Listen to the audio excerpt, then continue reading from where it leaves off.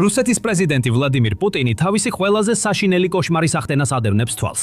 როდესაც მისი ომი უკრაინასთან სრულ კატასტროფად იქცა, მძიმე დანაკარგებით ჯარისკაცებსა და ტექნიკაში, ვლადიმირ პუტინის ფრთხილად აშენებული რეპუტაციაც გრევას იწყებს.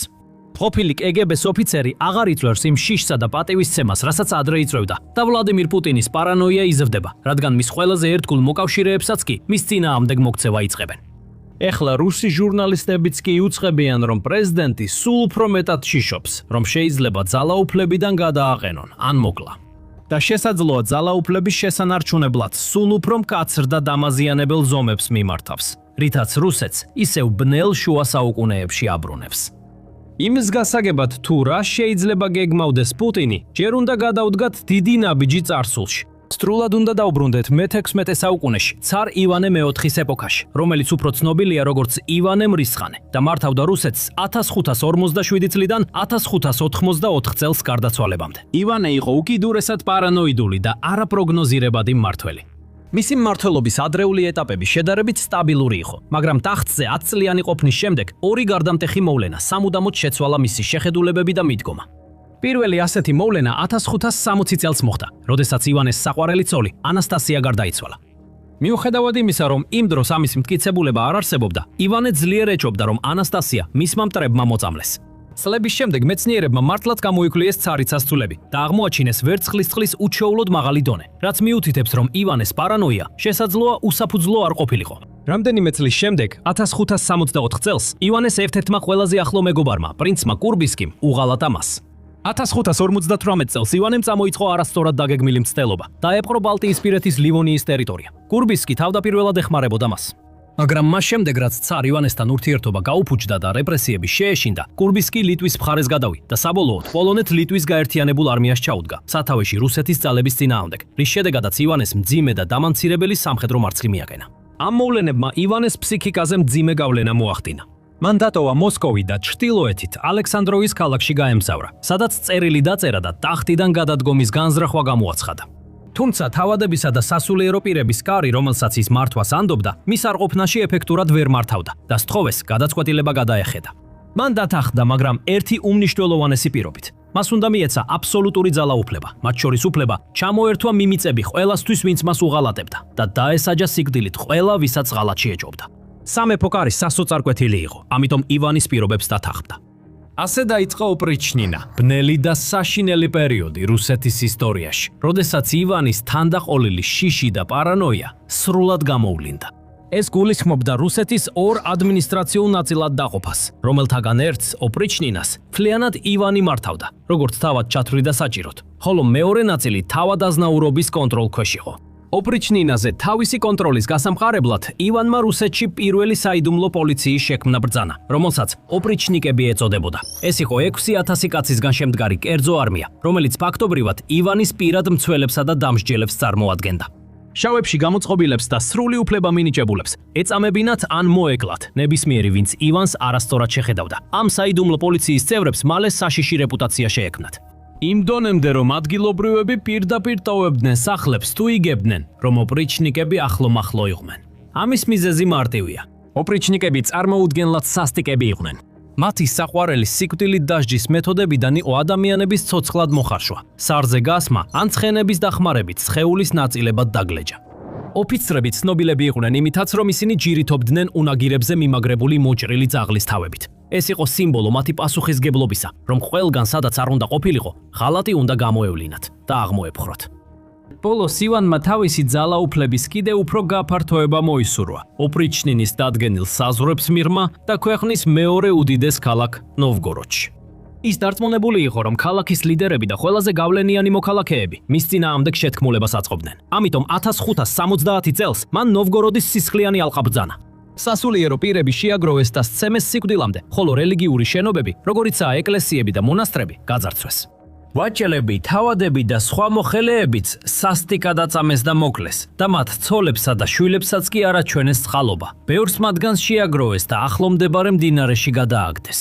ეს მთელი სისასტიკე და სისხლის ზღვრა ერთი ადამიანის შიშებსა და დაუცველობაზე იყო დაფუძნებული. დღესაც წარსულის ექოები აშკარად ჩანს. პუტინი შეიძლება ოფიციალურად არც цаრი იყოს და არც იმპერატორი, მაგრამ არაერთხელ მოქცეულა როგორც ასეთი. მან არაერთხელ დაარღვია და შეცვალა რუსეთის კანონები და თვით ქვეყნის კონსტიტუციაც კი, რათა წლიდან წლამდე დარჩენილიყო ხელისუფლებაში. მან ასევე გამოავლინა იგივე სისასტიკე, რაც ივანე მრისხანეს ჰქონდა, როდესაც მეზობელ ქვეყანაზე შეჭრა ბრძანა და ახლა უკვე იწყებს იმავე ნევროზების გამოვლენას, რომლებმაც ივანეს მრისხანეს სახელი მიანიჭა. ამის უკან სამი ძირითადი მიზეზი დგას. პირველ რიგში და ყველაზე აშკარად ომი რუსეთისთვის წარმოუდგენლად ცუდად მიმდინარეობს. უახლესი შეფასებების მიხედვით რუსეთს უკრაინაში მილიონზე მეტი საერთო დანაკარგი აქვს. მათ შორის ასობით ათასი დაღუპულია. ქვეყანამ ასევე დაკარგა უზარმაზარი რაოდენობის ტექნიკა, ტანკებიდან და ქვეითთა საბრძოლო მანქანებიდან დაწყებული, ძვირადღირებული საჰაერო თავდაცვის სისტემებითა და უახლესი რადარებით დამთავრებული. ჰოველ გასულ თვეს კრემლის ძალების დამანგრეველი დანაკარგების შესახებ სულ უფრო მეტი ცნობა ჩნდება, 10,000-ობით ახალი მსხვერპლით. ეს შეიძლება არც ისე მნიშვნელოვანი იყოს, თუ ქვეყანა რეალურად ახერხებს მნიშვნელოვანი წარმატები მიღწევას ადგილზე, მნიშვნელოვან ქალაქებსა და დასახლებებს იფხრობს, უკრაინის თავდაცვით ხაზებს ანადგურებს და აშკარად და გარდაუვალი გამარჯვებისკენ მიიწევს. მაგრამ ესეც არ ხდება. ამის ნაცვლად რუსეთის პროგრესის ტემპი ფრონტის ბევრ მონაკვეთზე მნიშვნელოვნად შენელდა, სადაც ათასობით ჯარისკაცი მხოლოდ უმცირესი მიწის ნაკვეთებისთვის კარგავს სიცოცხლეს. ზოგიერთ რეგიონში უკრაინის ძალებმა შეძლეს ნელ-ნელა შემოეტრიალებინათ სიტუაცია, დაიბრუნეს დაკარგული ტერიტორიები და რუსები უკან დაახევინეს. შედეგად რუსეთის დანაკარგების მაჩვენებელმა საბოლოოდ დაიწყო მისი ახალი ჯარისკაცების მოზიდვის ტემპის გადაჭარბება და ქვეყანას სულ უფრო უჭირს საკმარისი ახალი ჯარისკაცების მოზიდვა საკუთარი რიგების შესავსებად. სხვა სიტყვებით რა ვთქვათ, რუსეთის არმია აღარ ფართოვდება, არამედ მცირდება და ეს სრული მარცხია იმ კაცისთვის, ვინც ყველაფერს ხელმძღვანელობს, პუტინისთვის. მეორე დიდი პრობლემა ეკონომიკურია. რუსეთის ომი უკრაინასთან რამდენიმე კვირაში უნდა დასრულებულიყო. მოსკოვის ძალებს ელოდებოდნენ, რომ ისინი ადვილად გაარღვევდნენ უკრაინის თავდაცვით ხაზებს და რუსეთის დროშას ააფრიალებდნენ კიევის ქუჩებში. ოპერაცია მაინც ფულს დაჯდებოდა, მაგრამ გრძელვადიან პერსპექტივაში შესაძლოა ბევრად მეტი შემოსავალი მოეტანა, რადგან რუსეთი დაიწყებდა ახლად დაპყრობილი ტერიტორიების ექსპლუატაციას. ეს არ მოხდა. ამის ნაცვლად ომი უკვე რამდენიმე წელია მძვინვარებს და კრემლი იძულებულია მილიარდობით დოლარი დახარჯოს მის გასაგრძელებლად. მან დაკარგა უზარმაზარი შემოსავალი სანქციების შედეგად და ახლა შრომითი კრიზისის წინაშე დგას, რასაც ემატება ისიც, რომ მილიონამდე განათლებული და კვალიფიციური რუსი ტოვებს ქვეყანას და ახალ ცხოვრებას იწყებს სხვაგან. ქვეყნის ფინანსური ტვირთი მხოლოდ გაიზარდა ომის მიმდინარეობისას. რუსეთს უწევს მეტი თანხის დახარჯვა დრონების წარმოებაზე და რეკრუტირების უზარმაზარი ხარჯების დაფარვაზე. მაგრამ ასევე განიცდის პირდაპირ ეკონომიკურ ზარალს უკრაინული დრონების იერიშების შედეგად მის ყველაზე ღირებულ ინფრასტრუქტურაზე, ნავთობგადამამუშავებელ ქარხნებზე, მილსადენებზე, პორტებსა და საცავებზე. ეს თავდასხმები უფრო ხშირი და ეფექტური გახდა, რადგან უკრაინის ადგილობრივი თავდაცვითი მრეწველობა გაძლიერდა, რაც კიდევ უფრო დიდ ზარალს აყენებს მის მოწინააღმდეგეს. ეს ყველაზე მეტად რუსულ საზოგადოებას შეეხო, რადგან მოსახლეობამ განიცადა ცხოვრების ხარისხის მკვეთრი ვარდნა და იძულებულია თავისი მწირი შემოსავლის დიდი ნაწილი დახარჯოს ისეთ საჭიროებებზე, როგორიცაა საწვავი მანქანებისთვის და საკვები ოჯახისთვის. და ბოლოს მესამე მთავარი მიზეზი, რის გამოც ვლადიმერ პუტინი პანიკაშია, არის ის, რომ ამ ომმა გაანადგურა რუსული კომპეტენტურობისა და უპირატესობის მითი, რომლის შექმნაზეც თავად ასე ბევრს მუშაობდა. წლების განმავლობაში ვლადიმერ პუტინი და მისი უახლოესი მოკავშირეები ქმნიდნენ რუსეთის იმიჯს, როგორც ერთ-ერთ ყველაზე ძლიერ ქვეყანას მსოფლიოში, რომელსაც ამერიკის შეერთებული შტატების შემდეგ მეორე ყველაზე ძლიერი არმია და თითქმის წარმოუდგენელი ძალა და გავლენა აქვს. მაშინაც კი შედარებით ძლიერ ქვეყნებსაც კი გაუჩნდათ შიში რუსეთის საფრთხეს მიმართ, რაც ხშირად იწვევდა იმას, რომ ისინი ზუსტად იმას აკეთებდნენ, რაც კრემლს უნდოდა. ბევრი ქვეყანა ასევე ძლიერად იყო დამოკიდებული რუსეთზე საკუთარი თავდაცვისთვის. ამყარებდნენ ურთიერთობებს ვლადიმერ პუტინთან და დიდ ინვესტიციებს დებდნენ რუსულ ან საბჭოთა ტანკებში, ტექნიკაში, ავიაციაში და თავდაცვით სისტემებში. აი რატო, როდესაც ომი დაიწყო, ამდენი ანალიტიკოსი ელოდა, რომ რუსეთის გამარჯვება გარდაუვალი იყო და კრემლის საომარი მანქანა უმოწყალოდ გაივლიდა უკრაინას. ამის ნაცვლად ეს მანქანა გადაიქცა მწყობრიდან გამოსულ ნამსხვრევებად, რომელიც მუშაობს 50 წლის ტრაქტორის ეფექტურობით. რუსეთის საუკეთესო ტანკები გადაიქცა ბოლავ ნამსხვრევებად.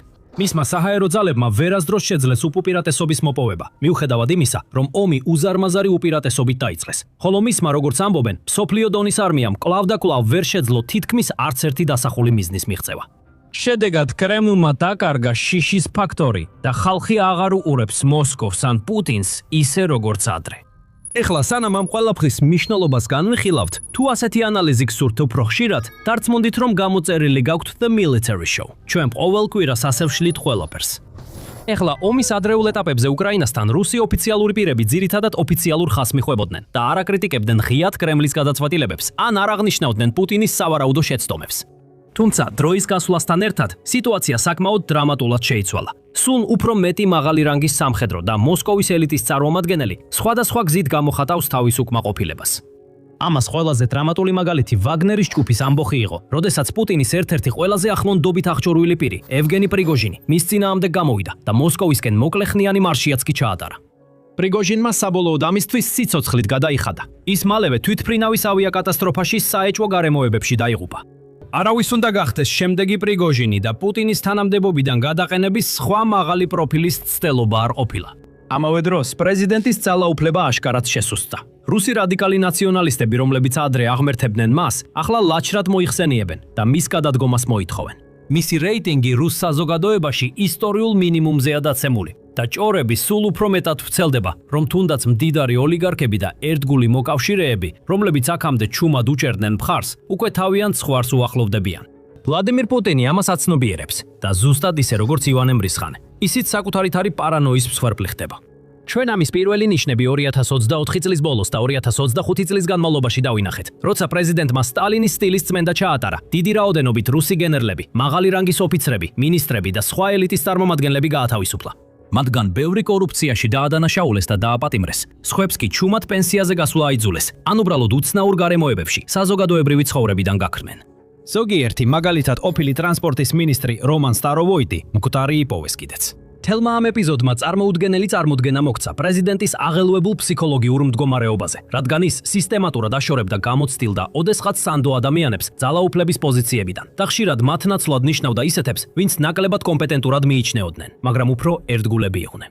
და როგორც ჩანს, ამან დიდად ვერ შეამსუბუქა პუტინის პანიკა, რადგან 2026 წლის მაისის ანგარიშმა აჩვენა, რომ პრეზიდენტს აქტიურად ეშინია, ნებისმიერ მომენტში შეიძლება მოკლან ან ძალაუფლება წაართვან. ანგარიში შედგა ევროკავშირის ერთ-ერთი დაუსახელებელი ქვეყნის მიერ და გამოქვეყნდა დამოუკიდებელ რუსულ საგამოძიებო ჟურნალისტურ პლატფორმაზე მნიშვნელოვანი ისტორიები 4 მაისს. ანგარიში ნათქვამია, რომ კრემლი 2026 წლის მარტიდან მოყოლებული გაძლიერებულ განგაშის მდგომარეობაშია, ხოლო თავად პუტინი სულ უფრო მეტად ღელავს მის წინააღმდეგ შეთქმულების შესაძლებლობაზე. უფრო ზუსტად რომ ვთქვათ, პრეზიდენტი, როგორც ამბობენ, შეშფოთებულია იმით, რომ მოსკოვის პოლიტიკური ელიტის წევრების სახელით შეიძლება დრონები მისი ლიკვიდაციისთვის გამოიყენონ. ამის პირდაპირი შედეგია ის, რომ ფედერალურ დაცვის სამსახურს FSO-ს, რომელიც პრეზიდენტისა და სხვა სახელმწიფო მოხელეების დაცვაზეა პასუხისგებელი, დაევალა პუტინის უსაფრთხოების მნიშვნელოვნად გაძლიერება. მაგალითად, პრეზიდენტის ადმინისტრაციაში მისულ ყველა სტუმარს ახლა 2 დონის შემოწმება უნდა გაიაროს, მათ შორის სრული ინსპექცია FSO-ს თანამშრომლების მიერ. ასევე იუწყებიან, რომ პუტინი ნაკლებ ადგილებს სტუმრობს და არც ის და არც მისი უახლოესი ოჯახის წევრები აღარ ატარებენ დროს თავიანთ ჩვეულებრივ რეზიდენციებში, მოსკოვის რეგიონში ან ვალდაიში. ამის ნაცვლად ანგარიშის მიხედვით პუტინი ახლა თავისი დროის დიდ ნაწილს გამაგრებულ ბუნკერებში მალულად ატარებს, ხოლო რუსული მედია წინასწარ ჩაწერილ ვიდეოებს იყენებს იმის საჩვენებლად, თითქოს ის უფრო ხშირად ჩნდება საჯაროდ, ვიდრე სინამდვილეშია. გარდა ამისა, მოსკოვის გარკვეულ უბნებში საკომუნიკაციო ქსელები პერიოდულად ითიშება და პუტინს არ აქვს განზრახვა 2026 წელს სამხედრო ინფრასტრუქტურის ობიექტების მონახულების, მიუხედავად იმისა, რომ 2025 წელს რამდენიმე ასეთ ობიექტს ესტუმრა. FSO ასევე აკონტროლებს და კოორდინაციას უწევს პრეზიდენტთან დაკავშირებულ ყველა ინფორმაციასა და მედია პუბლიკაციას. ფაქტობრივად განსაზღვრავს, რას შეიძლება და რას ვერ იტყვის მედია მის შესახებ. ამ ყველაფერთან ერთად მთავრობის ოფიციალურ პირებსა და თანამშრომლებს, რომლებიც პუტინთან ახლოს მუშაობენ, არ აქვთ უფლება გამოიყენონ საკუთარი მობილური ტელეფონები, ან კონდეთ ინტერნეტზე ცდომა მის თანდასწრებით. მათ ასევე ეკრძალებათ საზოგადოებრივი ტრანსპორტის გამოყენება და იძულებულნი არიან მხოლოდ FSO-ს ტრანსპორტით გადაადგილდნენ. ზოგიერთს, მაგალითად პუტინის პირად მზარეულებს, ფოტოგრაფებსა და უსაფრთხოების თანამშრომლებს საკუთარ სახლებში თვალთვალისის სისტემებიც კი დაუყენეს, რათა FSO-ს აგენტებს შეეძლოთ მათზე დაკვირვება და დარწმუნდნენ, რომ ისინი პრეზიდენტის წინააღმდეგ არაფერს გეგმავენ. საუკუნეები გავიდა ივანე მრისხანეს დროიდან, მაგრამ მისი მმართველობის მრავალი იგივე ნიშანი დღესაც ჩანს პუტინთან. შეიძლება ისინი ასე აშკარად სასტიკები ან სისხლის მსმელები არ არიან, მაგრამ FSO ფაქტობრივად თანამედროვე ოპრიჩნიკების მსგავსად მოქმედებს. ნებისმიერ ფასად იცავს პუტინს და ეძებს ღალატის ან მის წინააღმდეგ შეთქმულების შესაძლო ნიშნებს. და შესაძლოა მათ უკვე იპოვეს თავიანთი პირველი ცნობილი ბრალდებული, ყოფილი თავდაცვის მინისტრი სერგეი შოიგუ. ანგარიშში აღნიშნულია, რომ შოიგუ, რომელიც ამჟამად რუსეთის ფედერაციის უშიშროების საბჭოების მდივნის პოსტს იკავებს, კვლავ დიდ გავლენას ინარჩუნებს სამხედრო ხელმძღვანელობაში და მას პოტენციურ გადატრიალებასთან აკავშირებენ. ეს შესაძლოა ნაწილობრივ ხსნის თუ რა აკავეს შოიგუს ყოფილი პირველი მოადგილე რუსლან სალიკოვი მარტის დასაწყისში, რაც ირიბად ასუსტებს შოიგუს პოზიციას. ზოგიერთი ექსპერტის აზრით, შემდეგი თავად შოიგუ შეიძლება იყოს. მას ბრალს წაუყენებენ და წმენდას მოუწყობენ. ამასობაში პუტინმა ასევე დაავალა ფედერალური დაცვის სამსახურს, გააძლიეროს დაცვა 10 მაღალი რანგის რუსი გენერლისთვის, რომლებიც მის ყველაზე ერთგულ მოკავშირეებად ითვლებიან. მათ შორის არიან გენერალური შტაბის უფროსის პირველი მოადგილე, პოლკოვნიკი გენერალი ნიკოლაი ბოგდანოვსკი და გენერალური შტაბის უფროსის მოადგილე, პოლკოვნიკი გენერალი სერგეი ისტაკოვი. საბოლოო ჯამში მიუხედავად იმისა, რომ პრეზიდენტს როგორც ჩანს ნდობის მცირე წრეხავს, ის სულ უფრო ფრთხილობს ამ წრის გარეთ მყოფი ადამიანების მიმართ და თითქმის არ ერიდება სისხლის სამართლებრივ დევნასა და დასჯას, იმათთვისაც კი ვინც თუნდაც უმცირეს უკმაყოფილებას გამოხატავს. თუ ის ამ გზას გააგრძელებს, ზოგი ანალიტიკოსის აზრით, პუტინმა შეიძლება შექმნას 21 საუკუნის ოპრიჩნინა, რაც საბოლოოდ შეიძლება მისი ხელისუფლების დასასრულისა და შესაძლოა მისი სიცოცხლის დასრულების მიზეზიც კი გახდეს. ერთ-ერთი ასეთი ექსპერტია რომან ანინი, საგამოძიებო ჟურნალისტი და გამოცემა მნიშვნელოვანი ისტორიების დამფუძნებელი.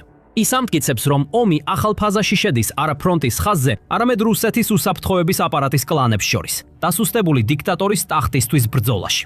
მომავალზე საუბრისას ანინი ორ შესაძლო სცენარს ასახელებს, რომლებიც შეიძლება გადაიკვეთოს და ერთდროულადაც კი განვითარდეს.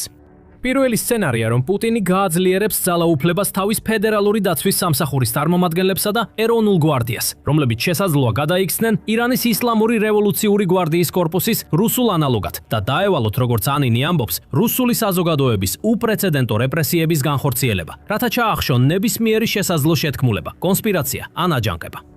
მეორე სცენარი, რომელსაც ანინი ხედავს, არის ახალი არეულობის დრო, რაც ეწოდებოდა პოლიტიკურ და სოციალურ კრიზისს რუსეთში, რომელიც დაიწყო მე-16 საუკუნის ბოლოს და გაგრძელდა მე-17 საუკუნის დასაწყისში. ამ პერიოდში ადგილი ჰქონდა პოლიტიკურ ანარქიას, სამოქალაქო ომს, უცხოურ ინტერვენციას და შიმშილს და ბევრი ისტორიკოსი ამტკიცებს, რომ ეს იყო ივანე მრისხანის ან ოპრიჩნინის პოლიტიკის პირდაპირი შედეგი. ისინი შიშობენ, რომ ისტორია შეიძლება განმეორდეს, რადგან ვლადიმირ პუტინი უფრო და უფრო სასოწარკვეთილი და პარანოიდული ხდება და არაფერზე ჩერდება, რათა ქვეყნის მართვა შეინარჩუნოს. ყველა ნიშანი ამისკენ მიუთითებს. ვლადიმირ პუტინი არა მხოლოდ წმენდს მაღალჩინოსნებს და თავის ყველაზე ერთგულ ძალებს აერთიანებს მის გარშემო, არამედ მან მნიშვნელოვნად გააფართოვა ფედერალური უსაფრთხოების სამსახურის, ანუ FSB-ის, საბჭოთა ეპოქის KGB-ს თანამედროვე ანალოგის, ძალაუფლება. ამასობაში მიუხედავად იმისა, რომ ჯერ ქუჩეებში სიკვდილით დასჯის შემთხვევები არ დაფიქსირებულა, ვლადიმირ პუტინის ძალოვანებმა დაიწყეს უდანაშაულო მოქალაქეების დაპატიმრება და წამება. მაგალითად, 2026 წლის თებერვალში გავრცელდა ინფორმაცია თარჯიმნის შესახებ, სახელად სვეტლანა საველიევა, რომელიც უკრაინელ ჯარისკაცს შეუყვარდა და მასთან შეხვედრას სცადა. ის დააკავეს და სასტიკად სცემეს, რათა ეღიარებინა დანაშაული, რომელიც არ ჩაუდენია, თითქოს ცდილობდა უკრაინის შეიარაღებულ ძალებში გაწევრიანებას, რათა მას ქვეყნის ღალატის ბრალდება წაეყენებინათ. ის ერთ-ერთია იმ ქალ პოლიტპატიმართაგან, რომლებიც სულ უფრო მეტნი ხდებიან და რომლებიც ტერორიზმის, ქვეყნის ღალატისა და ექსტრემიზმის გამოგონილი ბრალდებებით მსჯავრდებულნი არიან. რუსი პოლიტოლოგი ვლადიმირ პასტუხოვი მიიჩნევს, რომ პუტინის რეჟიმის მიერ დაწესებული რეპრესიებისა და კონტროლის დონე საშიშად უახლოვდება იმ დონეს, რაც საბჭოთა ლიდერ იოსებ სტალინის დროს დიდი ტერორის პერიოდში იყო. არნონიკი თავის მხრივ კიდევ უფრო შორს უბრუნდება ისტორიას და აცხადებს, რომ თუ და როდესაც პუტინის დამქაშები საბოლოოდ დაუპირისპირდებიან, არა მხოლოდ რიგით მოქალაქეებს, არამედ უმაღლესი თანამდებობის პირებსაც, გადატრიალების და ახალი არეულობის ეპოქის რისკი კიდევ უფრო რეალური გახდება. პუტინს სურდა, რომ რუსეთის თანამედროვე პეტრე დიდად დარჩენილიყო ისტორიაში. უფრო სავარაუდოა, რომ მას ახალ ივანე მრისხანედ მოიხსენიებენ. ეხლა შეგიძლიათ მეტი გაიგოთ პრეზიდენტის გრამატული დაცემის შესახებ ამ ვიდეოში, რომელიც ასახავს თუ როგორ მიექანება რუსეთი დამანცირებელი ტაქტიკური მარცხისკენ. ან დაათვალიერეთ ეს ვიდეო, რომ კიდევ ერთხელ გადახედოთ ისტორიულ წიგნებს და ნახოთ, როგორ შეიძლება რუსეთი მესამე დრამატულ კოლაპსს განიცდიდეს. და ბოლოს, აუცილებლად გამოიწერეთ არხი, რომ მიიღოთ მეტი საინტერესო ანალიზი და უახლესი სიახლეები რუსეთ-უკრაინის ომიდან.